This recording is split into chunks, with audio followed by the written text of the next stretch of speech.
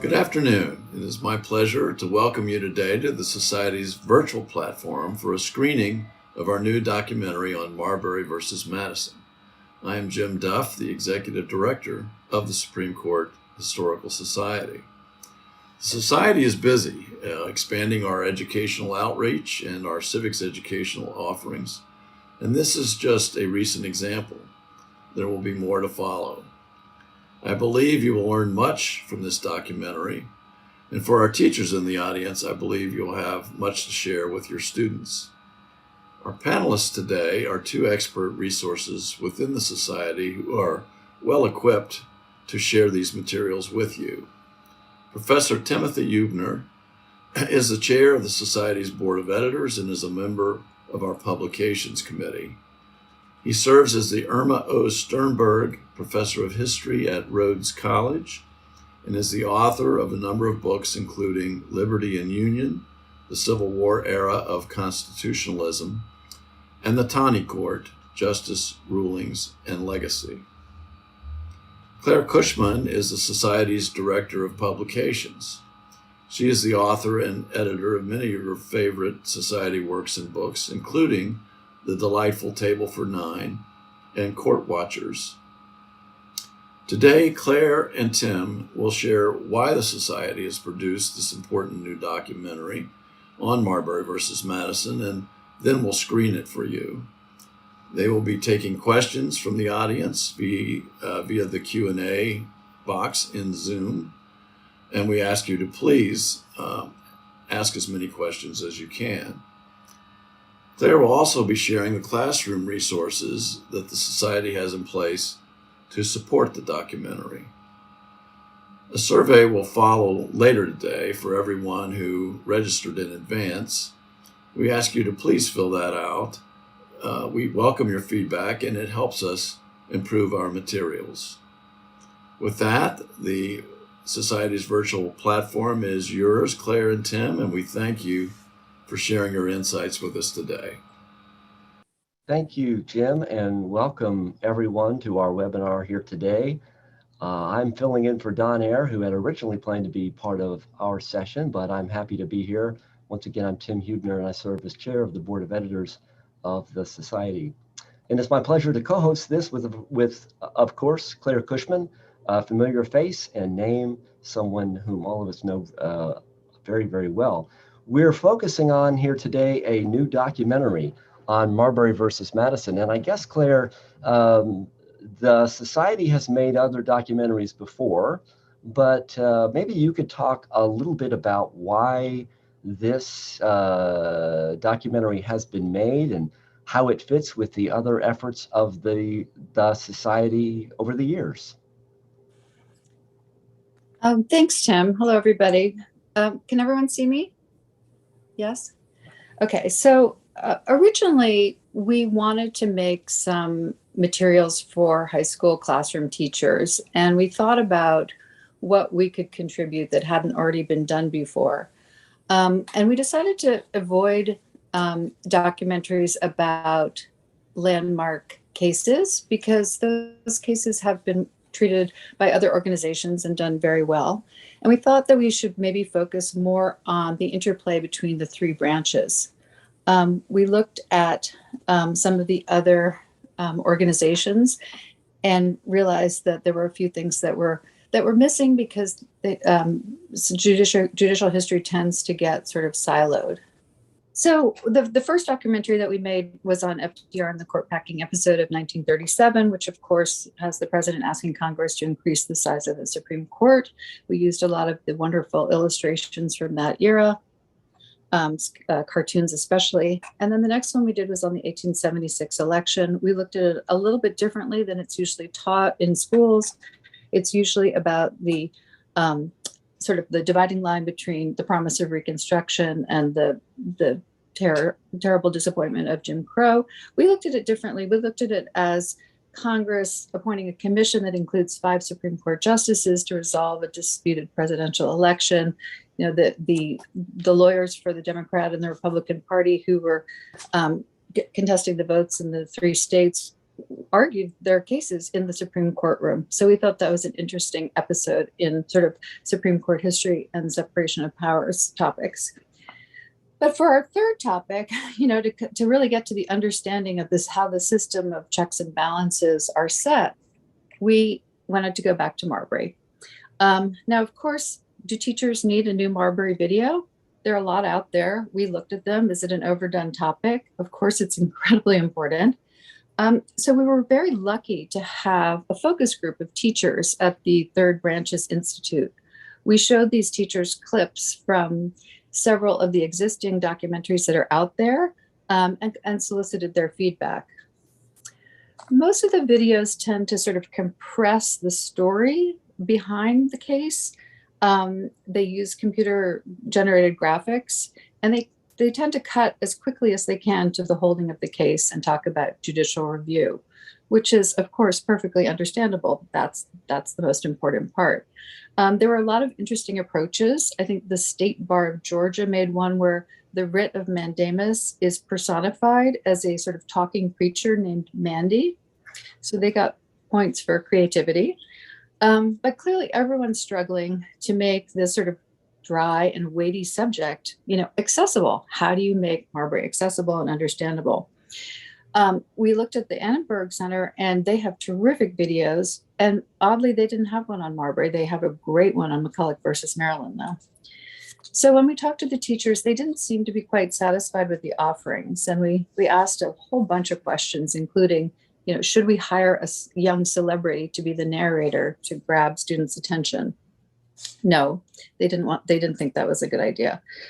They really wanted us to continue in the fashion that we'd done the previous two documentaries. So sort of tell the story calmly, clearly, slowly, so that the students can really get a feel for the time period, especially through the use of illustrations from that time period.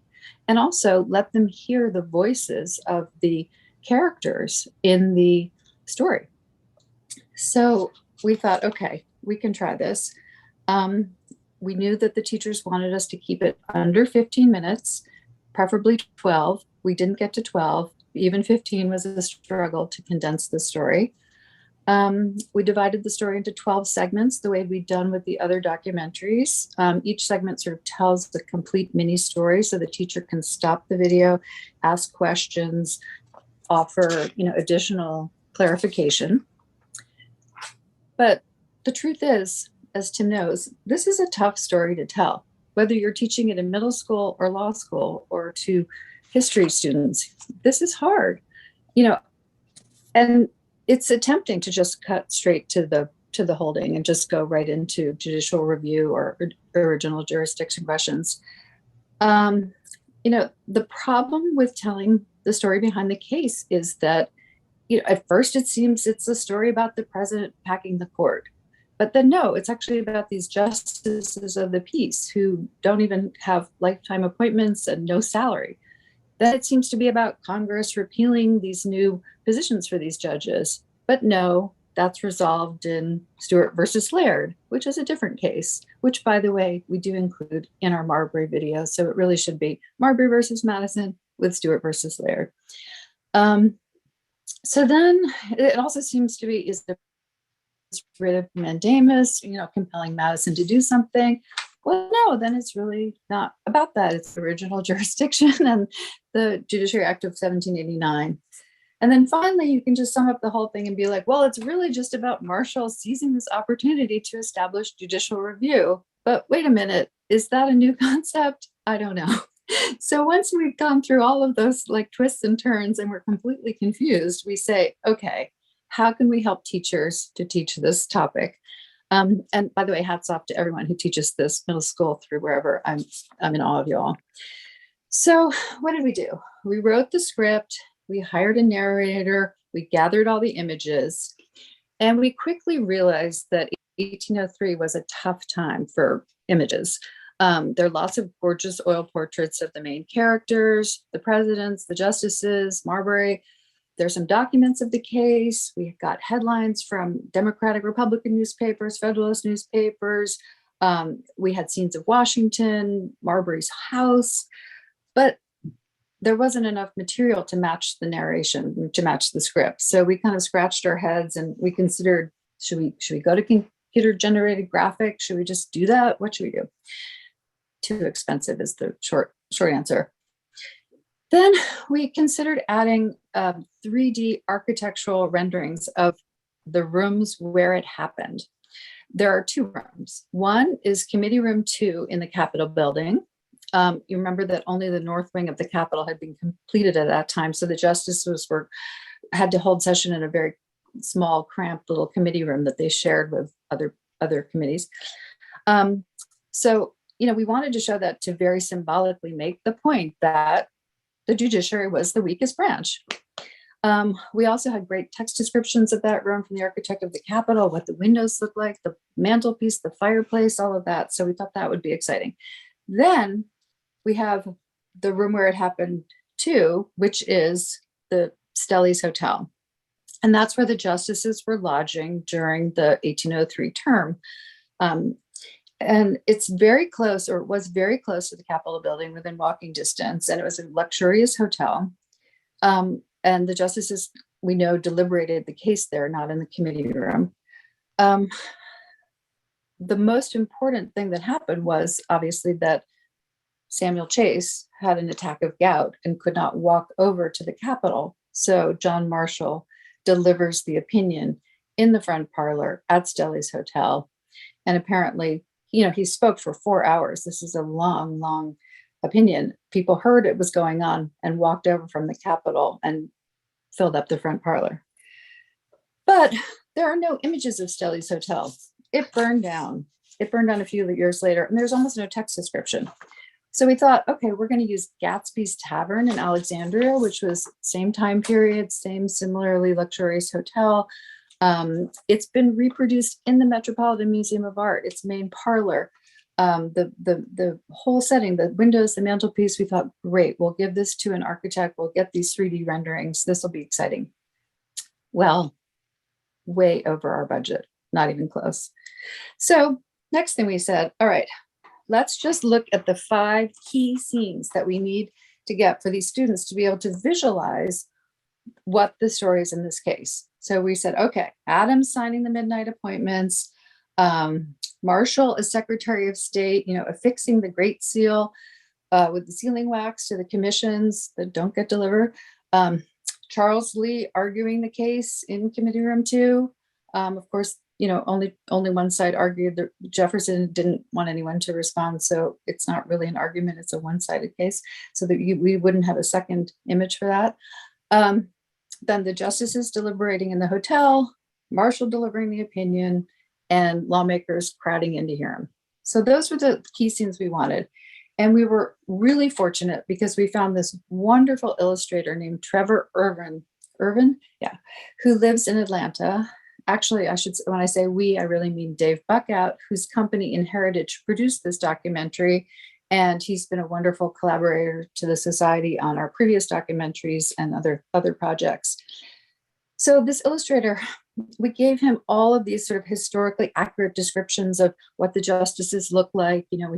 Here's a portrait of Bushrod Washington, 7 years earlier, and here's one 4 years later, and his age would have been somewhere in between. He had white hair and this and that.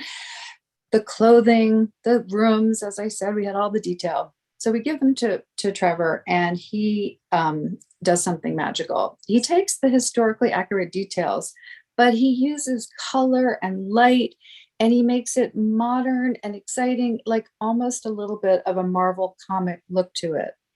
And he really brought these scenes to life in a way that I think students who are, used to seeing a lot of these sort of action Marvel movies will at least know that we're trying to meet them where they are. So the second thing we did to try to bring this alive, again, with the paucity of images, was to get voice actors to speak some of the thoughts of the main characters in the story. So we have John Jay, we have Adams, Jefferson, and Marshall. And this was to break up the narration. The narration can get very dense, and it also to inject some emotion into it. We really feel that students respond to emotion. It keeps them interested. And so hearing Jefferson speak of his frustration of Adams's, court packing, or hearing Marshall, use emphatically declare that, the judiciary has the right to review. You want to hear the emphaticness in Marshall's tone. So we tried to use as many words verbatim from these characters. Some of the vocabulary they use is just incomprehensible today, but we use some ellipses, but it's pretty close. One quick side note, I just have to give a shout out to the actors who volunteered their time to do those short voiceovers. They were all people that were called in at the last minute because we had planned to hire living history actors who are people that regularly impersonate Jefferson and Marshall, at school events, and they're in costume, but they were way over our budget as well. So I've now described to you all the problems with Marbury, all the challenges, and what I want to do now is to show you, first of all, the society is so grateful for everybody who worked on, supported financially in any way. Tim reviewed the script, who supported this documentary.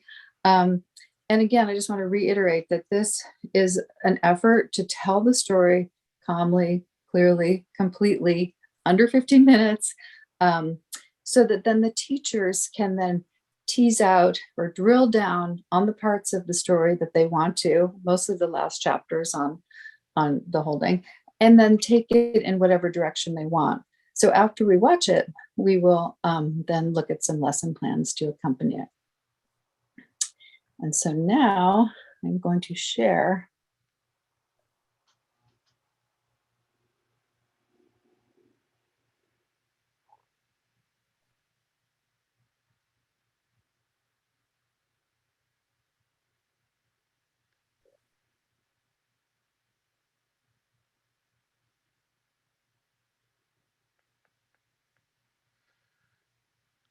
While you're getting that set up, Claire, it's just so interesting to hear about the sort of inside story of the making of a documentary and how much time and effort and how many folks kind of worked hard to make all this possible. So, as you say, we're so grateful for all the work that has actually gone into this.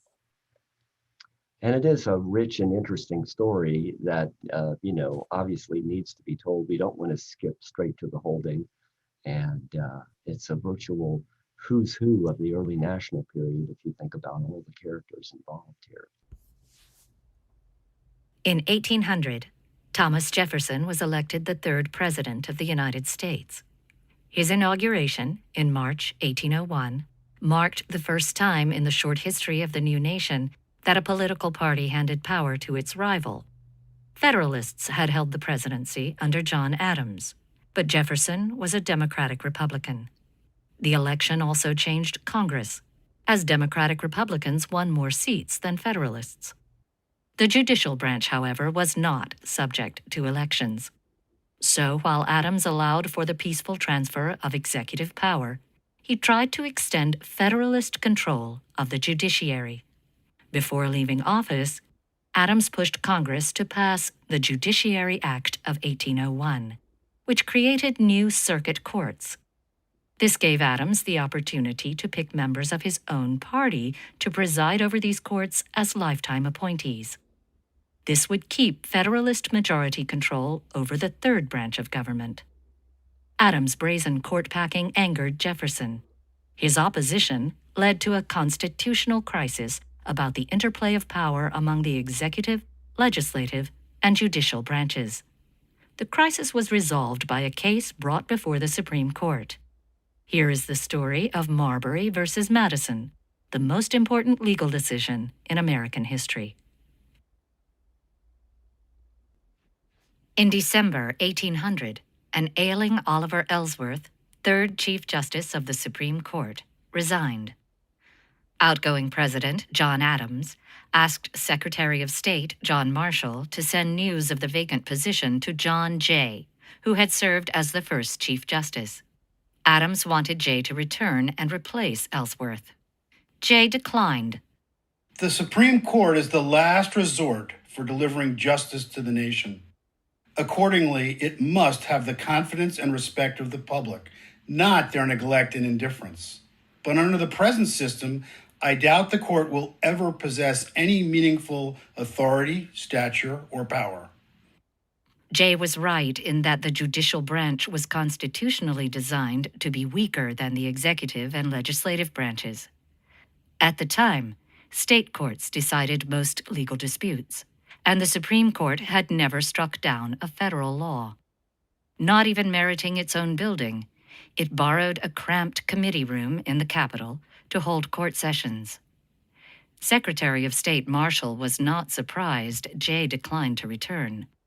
But what Marshall could not know was that in January 1801, his own name would be up for Senate confirmation as the fourth Chief Justice of the Supreme Court. By age 45, Marshall had built an impressive resume. After serving as an aide to George Washington during the Revolutionary War, he established himself as a successful lawyer in Richmond, Virginia. He played an important role in Virginia's Constitutional Convention. Elected to the U.S. House of Representatives, Marshall became an alliance builder in Congress. Witty and likable, he was admired for his sharp legal mind. President Adams appointed him Secretary of State to handle difficult diplomatic missions to Europe. But even Adams could not have known, when he chose Marshall to be Chief Justice, how brilliant he was. Marshall would draw on all his talents to bring his Supreme Court the power and prestige it deserved.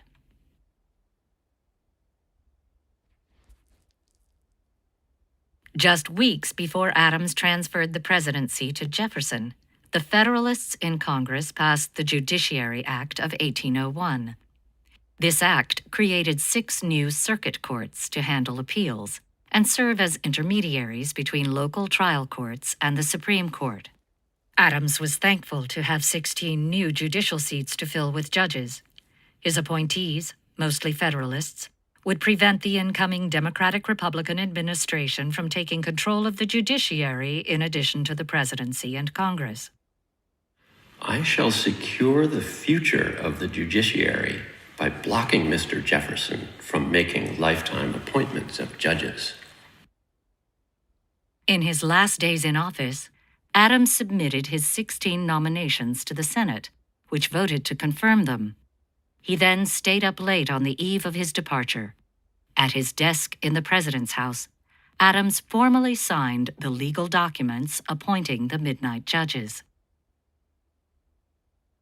Jefferson, now president, feared such a judicial stronghold would block his own administration's agenda of decentralizing power. Mr. Adams, midnight appointments are an outrage on decency. He is packing the judiciary with men whose views are to defeat mine. Since the Constitution says it is the role of Congress to organize the judiciary, I will petition lawmakers to cut back its power. The Democratic-Republican majority complied. In March 1802, the Judiciary Act that had instituted the new court system was repealed, thereby abolishing the seats of Adams' midnight judges. Chief Justice Marshall believed that judges should only be removed by impeachment for wrongdoing, not by politically motivated legislation. But wanting his court to avoid conflict, he complied with the Repeal Act. This meant the justices themselves had to once again take on the extra work of hearing cases in far-flung circuit courts, arduous work they had begrudgingly performed from 1790 to 1801.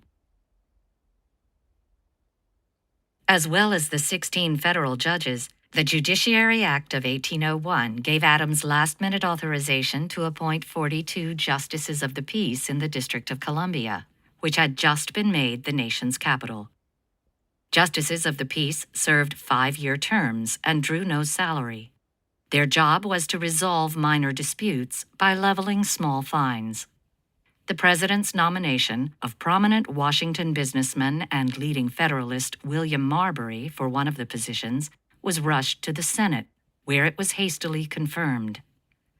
JohnMarshall, still acting Secretary of State, affixed the Great Seal of the United States to the appointment document, the commission, one day before Adams left office. But in the chaos of a changing administration, Marshall and his harried staff failed to deliver the document to Marbury. They also neglected to deliver commissions to 16 other Justice of the Peace appointees. Would their undelivered commissions, which gave them the legal right to take office, be honored by the incoming administration? Jefferson sought to push back on all of Adams' appointments, so he used inaction on delivering the commissions to block Marbury and the others from their Justice of the Peace positions.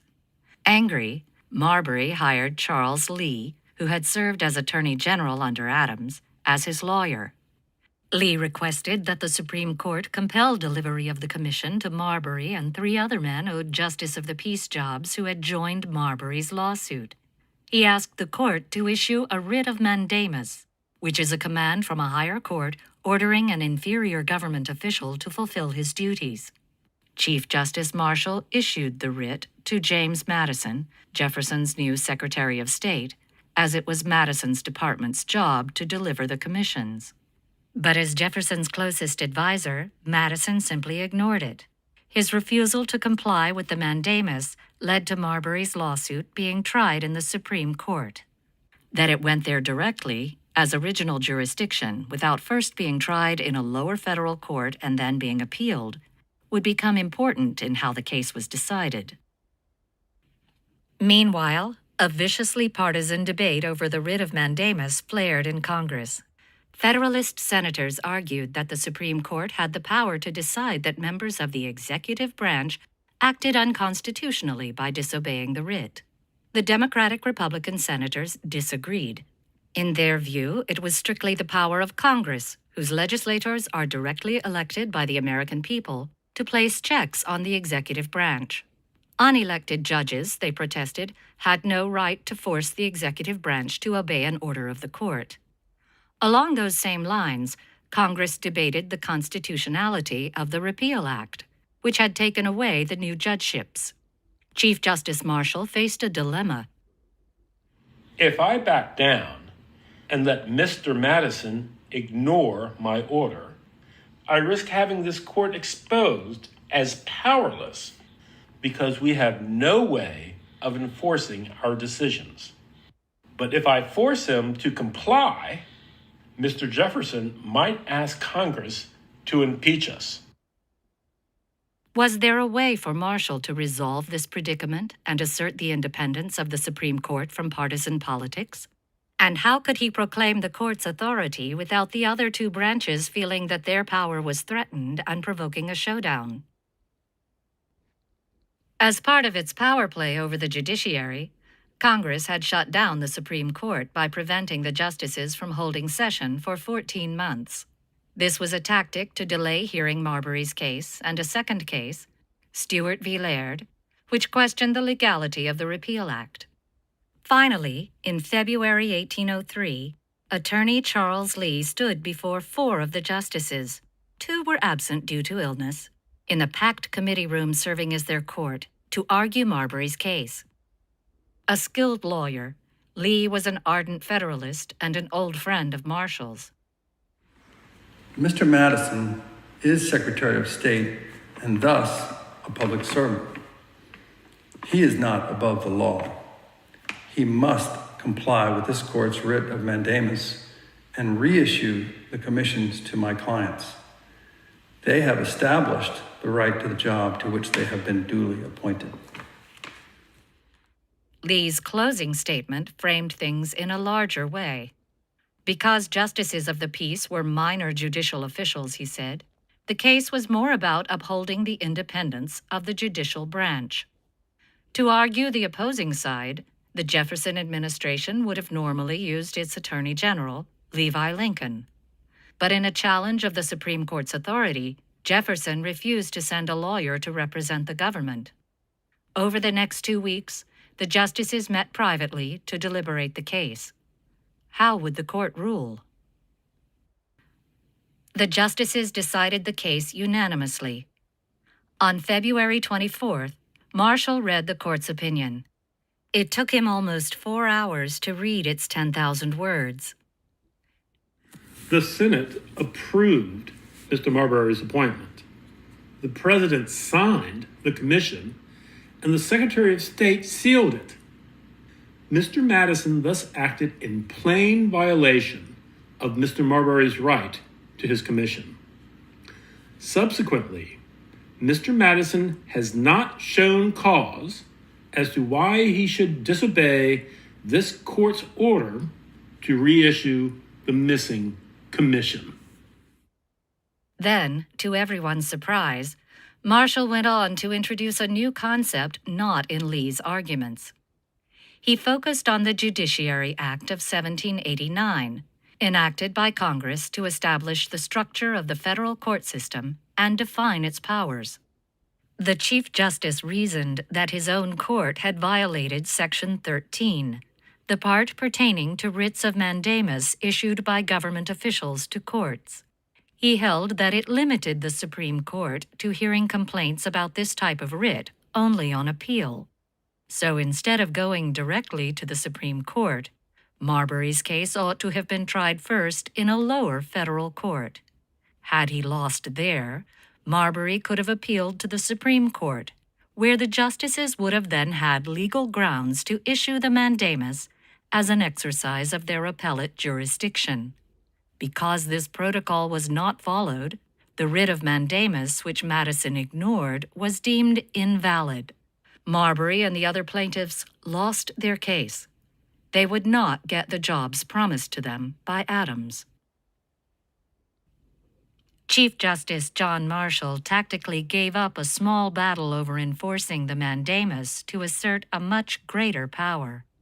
He declared Section 13 of the Judiciary Act was not consistent with the Constitution and was therefore invalid.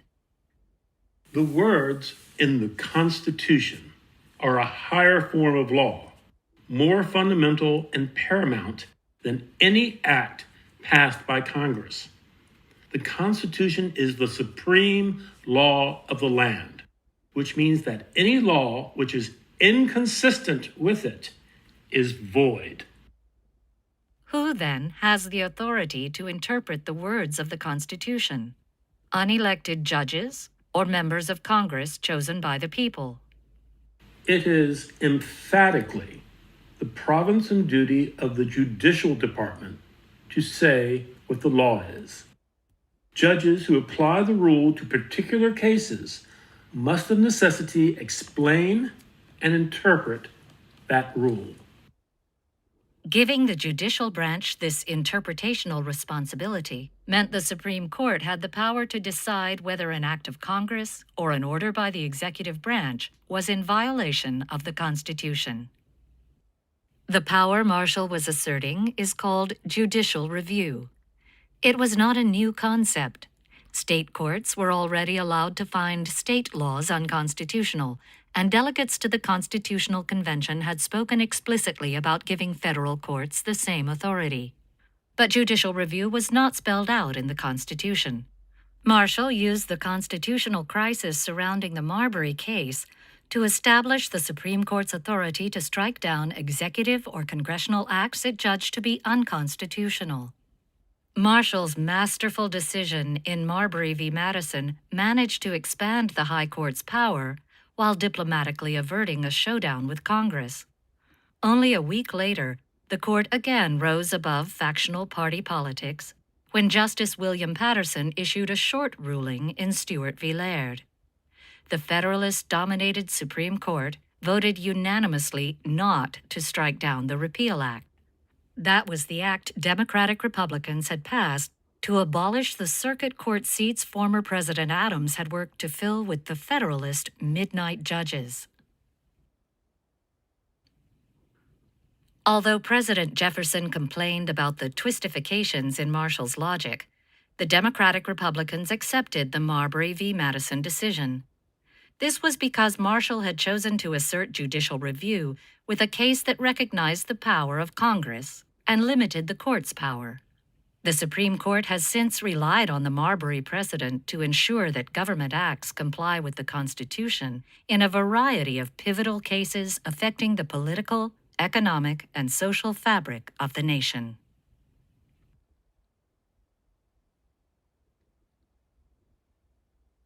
Okay, so as you can see, we sort of leave it with a lot more to be said about Marbury versus Madison, so that the teachers can sort of take it from there.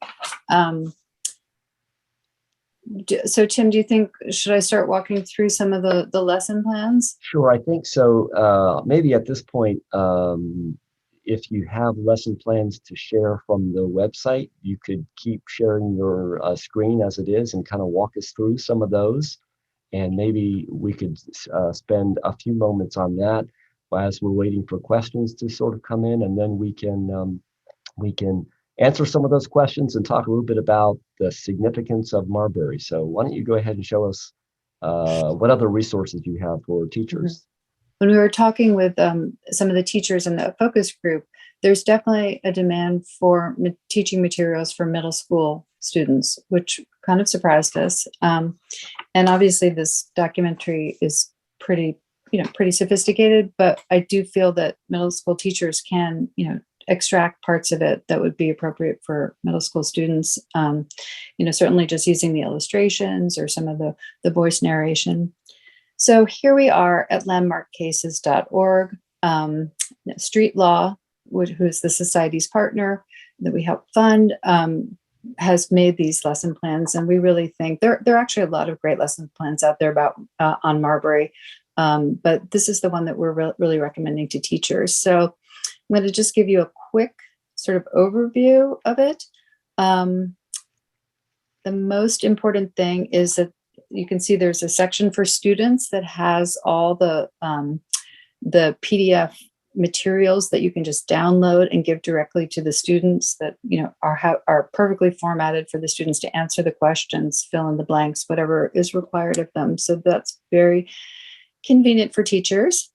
And then I'm going to go down to the bottom where Landmark Cases has also helpfully given planning time and activities for teachers with if you have 1 day, if you have 2 days, if you have 4 days, how great would that be? So I'm going to start with the if you have 1 day and look at, let's look at the first thing they recommend, which is the background, case background. Here we go. Here we go now. So I'm going to just quickly click on the background reading. This is for the middle school. You can see that they give an overview of the case and then questions to consider. I'm actually showing you the one that has the answers for the teachers on it. Clear, straightforward questions, very helpful. And then I'm going to go back and show you for advanced high school. It's actually pretty similar, the same questions, but then they do add Article 3, Section 2 to talk about original jurisdiction, which I think is a little too sophisticated for the middle school students. And then there's also an advanced high school, which I'm not going to show you today. If you want to look at that. Then what Landmark Cases suggests is that then you go to the who should decide activity. And here we go. I'm going to again show it to you with the answers. So here you have, this is more the theoretical component to judicial review. I'm not going to questions and certainly not all the answers, but I thought maybe if I just sort of scrolled over it slowly, you can kind of get a sense of what this activity is. It's really more of a conceptual, theoretical, having the students really think about these issues in a more fundamental way, not just about the case. And then once that is completed, the next thing that Landmark Cases suggest is to go into their classifying arguments activity. And that's here. So this is a very clever way to, I think, engage the students.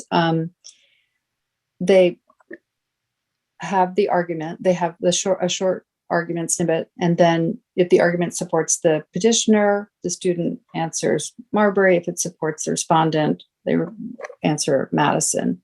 And this is a great exercise because you can work in groups and then really have a frank discussion of do you think which side argued the case or had the better arguments, I should say. Only one side actually argued the case, which is always a problem teaching this. But and again, it also contains the facts, and then it has great little snippets from Section 2 and the part of the Judiciary Act of 1789 pertaining to writs of mandamus. So that's a nice self-contained unit. And then if you have 2 days, we get into things that are a little bit more sophisticated. I'm just going to go to the cartoon analysis activity. This is important for some teachers. Where are we? Here we go. So this is the cartoon that Landmark Cases recommends analyzing. You can see there are a lot of questions about it, but evaluating the message in here, it's pretty clear. The executive branch is weaker, has fewer players. The Congress is much mightier and bigger. And then we have the puny judicial referees in the background. So lots to chew on with that cartoon. Then, wait, sorry. Yes. Is the Judiciary Act of 1789 constitutional? This is, again, a little bit more sophisticated. This is, sorry, let me go into the, again, it prevents the background of the case. This is, again, Section 2 and 3 of the Constitution, but it also adds Article 5 about amending the Constitution. So these questions, which I'm going to just sort of scroll over slowly, really involve, the much deeper questions about how, not whether, but how the Constitution is amended, and specifically, hypotheticals about the Judiciary Act of 1789. Sorry, my mouth isn't working. So this is actually, I think, a really, really wonderful resource that they've put together here. And I'm going to show you one more thing, and then I'm going to talk about a couple of things. So then we have, for a more advanced class, something called the power of the judicial branch. And this is excerpts from the Federalist Papers, Federalist 78 and Anti-Federalist 78 and 79, that specifically pertain to the judicial branch and the organization of the judiciary. So very helpful. And then there are questions, again, conceptual questions about the Federalist Papers. I'm going to scroll a little slower so you can see it. Again, for more advanced students, more deeper thinking, wonderful presentation there. And then lastly, I think the last thing I'm going to talk about is, so I'm not going to show it to you, but they have a very interesting section on Thomas Jefferson. It's called Thomas Jefferson's Reaction Activity, and it's snippets from letters that Jefferson wrote to people with his verbatim words about how he felt about Marbury, how he felt about the judicial branch, how he felt about judicial review, and then also with Marshall, some of Marshall's words. And so you can compare Jefferson and Marshall there. And then the last thing I wanted to say is there is something about John Marshall's legacy, and that's a great exercise because it looks at all the other cases that Marshall decided or was involved in, and it's about federalism. And then we have the moot court activity, which I'll just end on, and that's United States versus Lopez, 1995, which is the, Tim, help me out there. It's the case where Congress, it's the gun-free zone case. School zones case, yes. Thank you. Commerce clause case, yes. Yes, which cites Marbury versus Madison. So it's a way of showing the case's relevance with a more contemporary decision. So I just gave you a quick overview of these wonderful lesson plans, curriculum guides, all kinds of things for teachers, which we highly recommend to go along with the documentary. Thank you for that. Wonderful, wonderful. We've got some questions coming in and we're still taking more, but let me just mention some of the ones that we already have. There's a question as to whether or not there's a closed caption version in the works for teachers working with students with language-based learning challenges. Yes, absolutely. And I don't know if we've already put it on YouTube yet. We're in the process of putting this on YouTube, and so you can also watch it without having to stop and start the sections. I don't know if everyone noticed, but I was pressing on each section after it was over. And that's a format that we find some teachers like, but the YouTube version, you can also run through it, and the YouTube version will have closed captioning. Absolutely. Excellent, excellent. Another question. How does this work within the AP government framework? Do you happen to know the answer to that, Claire? I don't know. I don't know. Maybe somebody from Landmark Cases could help out with that. I do want to say that we have a director of civics education coming on board at the society in 2 weeks, and she will be sort of taking over this kind of work for me, and has very much stronger classroom experience than I do. And I think I can shoot this question over to her and she can get back to you. Excellent, excellent. I think at this point, Claire, we can probably stop sharing the screen, and like I said, we can open it up for questions and talk a little bit more broadly about not only the documentary, but lessons learned from it and from this very significant, even iconic sort of case, Marbury versus Madison. We do have a question from a teacher of constitutional law to first-year law students. And this is a question about the fact that the documentary didn't mention the fact that Marshall had been the Secretary of State, that he signed the commissions and had a potential conflict of interest here. Since that wasn't explicitly stated, was that a conscious sort of decision to leave that out of the documentary? Or how was that dealt with as you were kind of working on this? Yes, I mean, it's a fascinating question. Obviously, should Marshall have recused himself, and also the question of Marshall's brother's participation. So there's a lot of interesting ancillary questions about that. We were really, really hard pressed to get this down to 15 minutes, and we had to leave a bunch of stuff on the cutting room floor.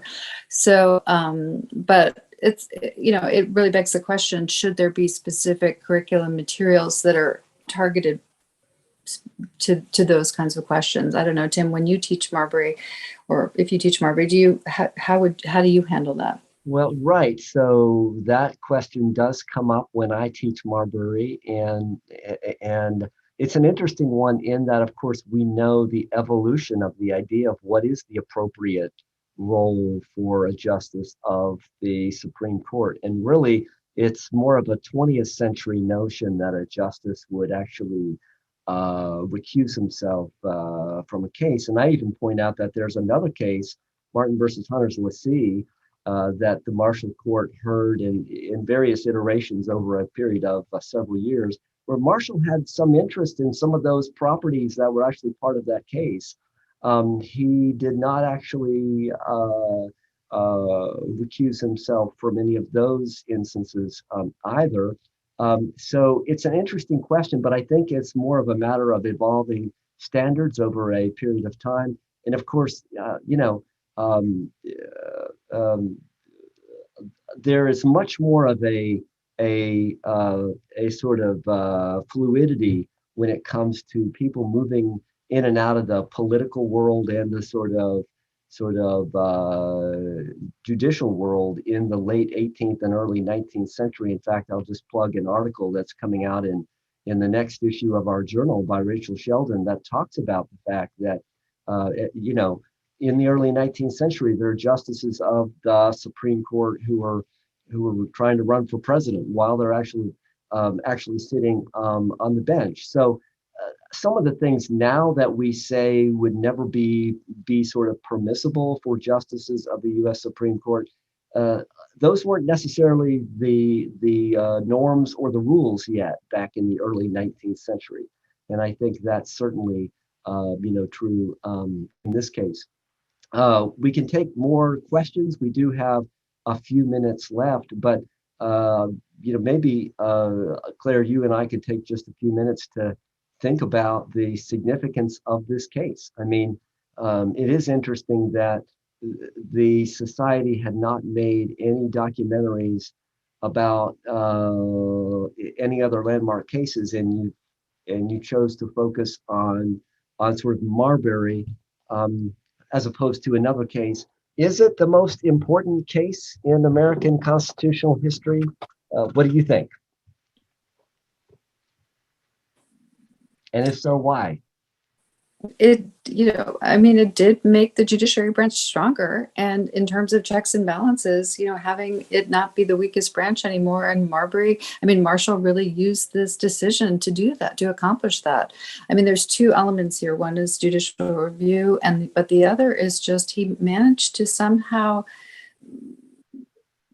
bring up the power of the Supreme Court by losing the battle. It's when he won the war and he lost, he sort of gave up a small battle, and he didn't really tip off Congress or the president to realize what he was doing. But what he was doing was making the three branches equal. And without checks and balances, where are we? So yeah, it is the most important case, Tim. Absolutely. Absolutely. And I mean, I would just add to that. And I think that what we've just seen kind of brings out this point. That Marbury really shows Marshall's brilliance, not only as a sort of jurist, but as someone who could navigate the world of politics and understood that the U.S. Supreme Court existed within that world. And that meant that he could sort of say that Marbury had a right here, but the court didn't have the power to offer him any legal remedy, and yet at the same time empowers the Supreme Court in this long-term way by establishing the idea of judicial review. And of course, the irony is that it was actually later in a case like McCulloch versus Maryland, where the Supreme Court upheld the power of Congress, that we really saw the significance of judicial review. Really interesting if we think about how this case fits with other Marshall Court landmark decisions that, of course, went on into the 18 teens and into the 1820s. Mm-hmm. Well, I think we're about ready to wrap up. We don't have any other questions, but I do want to thank all of you who have tuned in here today.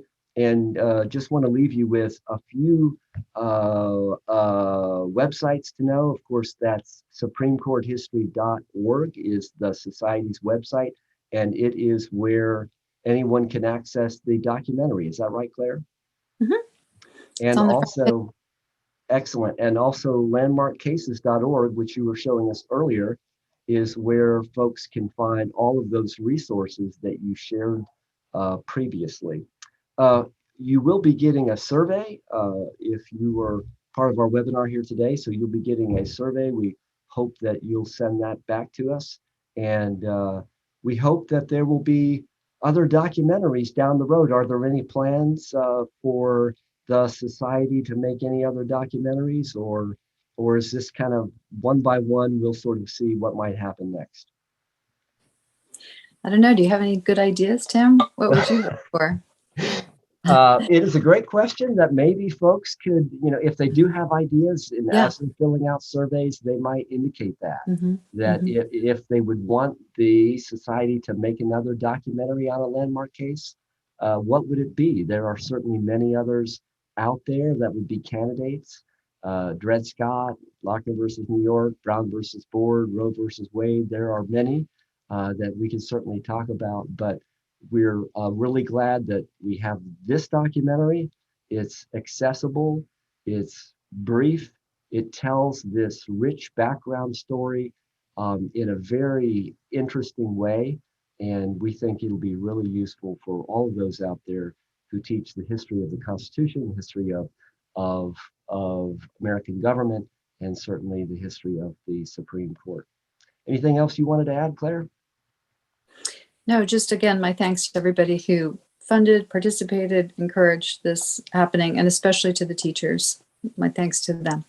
Thank you so much, and thanks to all of us who watched. And as I said, SupremeCourtHistory.org is the Society's website, and we hope that you'll visit that. Thank you again.